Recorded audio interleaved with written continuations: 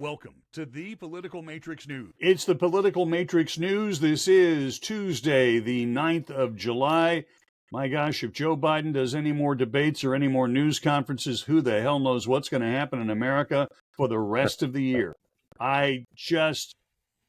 We could do 2 hours on that, but you know what? We'd be going over plowed ground, and we're not going to do that. We like to see a little more fresh. We can't find anything stupid that Matt Gaetz has done this week. So let's talk about the gross stupid.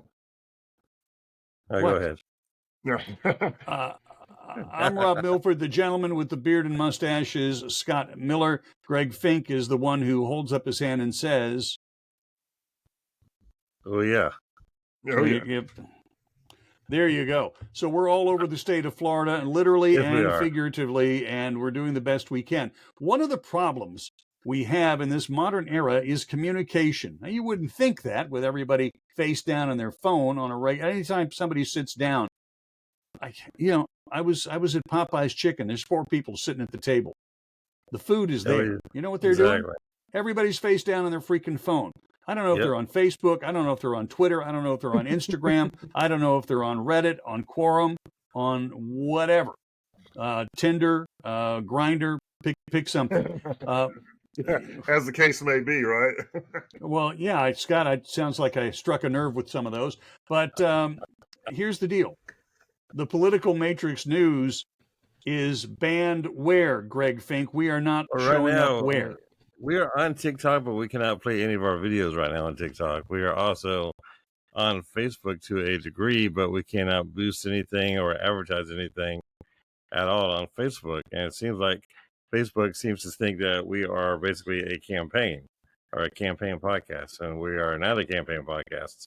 And so they're asking us to go ahead and certify as a campaign for all of our disclaimers and everything else. And all we're doing is talking about the news of the day. I mean, my God, we're talking about everybody.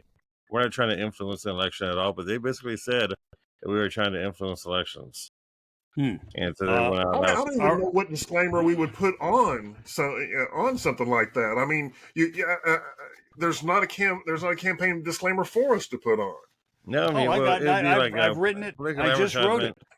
Paid by I just wrote it. Hey, 3 middle-aged white guys bullshitting about politics. Boom. Am I missing anything? No. Exactly. I mean, that's all it is. And so, I mean, basically, we're being banned there. We popped up a video about Matt Gaetz, and we'll go ahead and post it here real quick. If you combine a spoiled rich kid frat boy and a convicted sex trafficker, you'd get Congressman Matt Gaetz, the most dangerous man in Washington.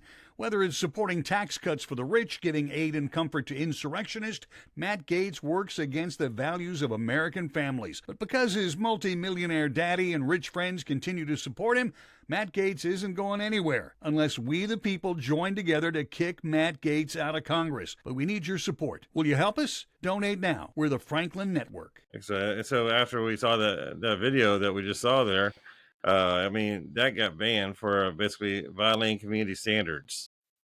Violating community standards because we're talking about Matt Gaetz and his record with Joel Greenberg. And about him getting money from rich people to protect himself. That was violating community standards on TikTok. Okay, TikTok has far more things violating community standards that are regularly airing than that. And maybe they're just not used to seeing us not in campaigns. Maybe. I don't know. I mean, maybe obviously they love Matt Gaetz and his behavior. Maybe his behavior with young girls and young adolescents and everything else and adults and his behavior at parties is what they're endorsing. Maybe that's their community standard. And our community standard is decency. Yeah, and the point being here with both Facebook and Twitter and whatever else is, there is no appeal. There is nobody you can pick up the phone and call. No one will answer an email. It's an AI email if it's anything at all. Twitter's doing good with us. Twitter's doing good. Okay. So let's defend Twitter.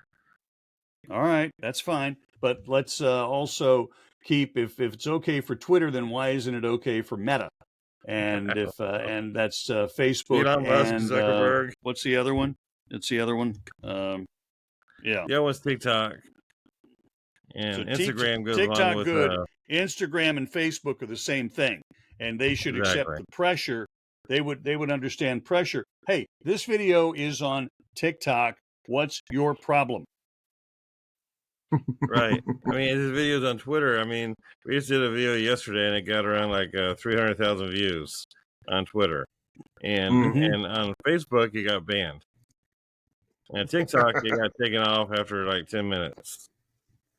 Mm. So I mean, it doesn't make any sense. I mean, the algorithms are still the same. The community standards of digital marketing and digital platforms should all be right around the same area, and yet it's being supported and loved on the Twitter crowd by liberals and conservatives both, and it's being debated about on the Twitter crowd. But we're like being totally shadow banned and totally kicked off the other platforms. Okay, so here's the deal. We need all of our viewers. At last count, we had how many was the last video? Over 300,000. Okay, so we'd like you Twitter. all to send us an email. What's our best email address, Greg? Oh, The best send emails to the platforms on our behalf. Exactly. We can't possibly answer 300,000 emails. We No. can't Please, forward let's- 300,000 emails. Oh, get off your ass and try to. Okay, we want No, we're not going to. suggestion. Wait a minute. We want suggestions from our viewers. There are other platforms that we don't know about because there are Right. so many. While we were having this conversation, 2 more just went streaming. They just went live. I mean, there's these guys who've Fair been in their enough. mom's basement. And they're like, okay, we're live now. So, we'll take any suggestions you have. You don't need a long explanation. Just say, try this platform. That's it. So what's our best email? The best email is the politicalmatrixnews@gmail.com. Political Matrix News, normal spelling, nothing fancy, at gmail.com. Okay. Yep. That's it. That's all we need for And people the to do. other thing that you can do, on Twitter, X, or whatever we're calling it these days, is to follow us on Twitter. Exactly. Because that's the way that we're going to keep building this and keep getting the good content. Honestly. Okay, valid point. So there you go. Are we asking our viewers to manipulate the system? You're damn Skippy right. We are. No. But everybody does that. No, we're not. No, No, we're game the not. system. Because we are also on YouTube too. So on YouTube, if anybody watches us on YouTube, please make sure you subscribe to the channel and make sure you share it with everybody, all your friends. Make sure everybody else subscribes, because what we're trying to do here, we're trying to get out content from 3 guys who have been in the world before. Everybody else in these campaigns that we hear through this campaign year, these are all guys who, most of them wanted to be in campaigns, and most of them have been journalists, and they've been on the sidebar and watching campaigns. We've all lived through it night after night and day after day, 22-hour days for 20 some odd, some of us 30 or 40 years. And so we have been through it in a very detailed basis. And so we're getting a really good contrasting view of context of how it really looks from the inside out. And that's whenever we give our exactly behind the curtain. So whenever we're giving our point of view about what the news is talking about, a lot of these guys wish they were in campaigns like we were. And granted, we weren't in a lot of big ones. We're in the small ones. And believe me, like we've said before, Rob says a lot. All politics is local, and that's what Tip O'Neill said. And the local campaigns are where you get all the mechanics of everything. And that's where, we're trying to bring that inside out. And that's what we're doing. Yeah. We watched all the our shenanigans candidates. you see in the national campaigns that happen in the local campaigns are just not as artfully done. Exactly. Yeah, and we've had our candidates win, we've had our candidates lose, and I think you learn the lessons from the losers more than the winners. And just to throw a little insight out there, gang, when you have hey, I really like this guy, I think he's great, and I got a yard sign. Well, that's super. Did you give him $100, $500? Probably not. Oh, exactly. And we also Let's had give a him problem. $50. Anything, and then wait a minute. Don't just say yard sign, give a donation. Yeah, I really think this guy is terrific, and I don't know what to do. Call the campaign and ask. Volunteer for the campaign.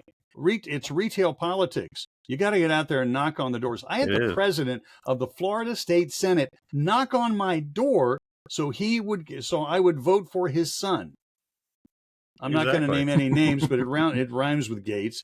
And I didn't, and it was just a beautiful Saturday afternoon.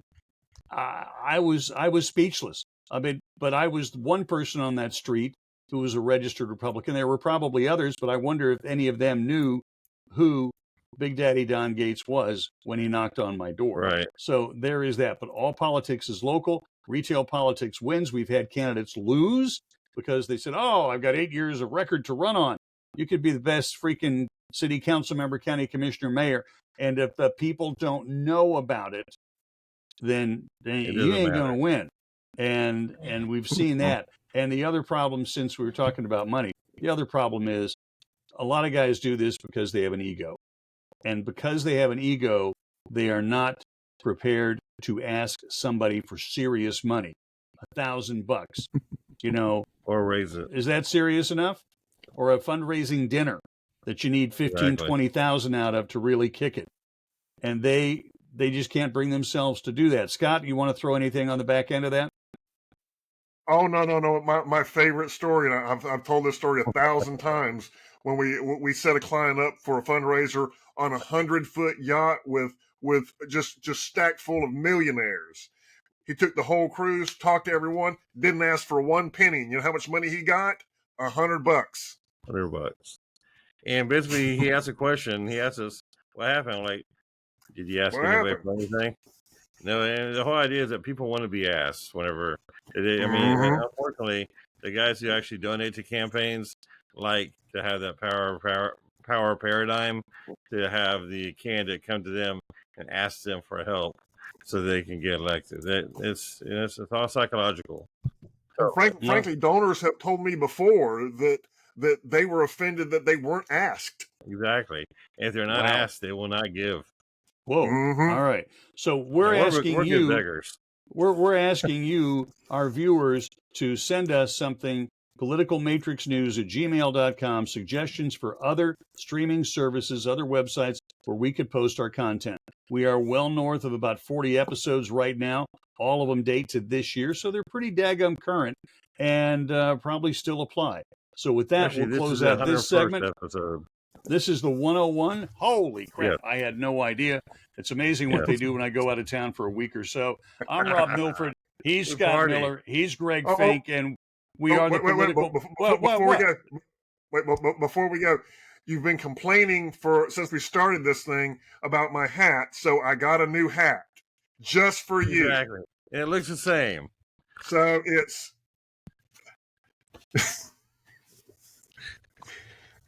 That's Scott Miller with the hat. There's Greg Fink with the light shining down on him above because he's doing the Lord's work. And I'm Rob Milford, stuck in a cluttered office. And we will see you next time on the Political Matrix News.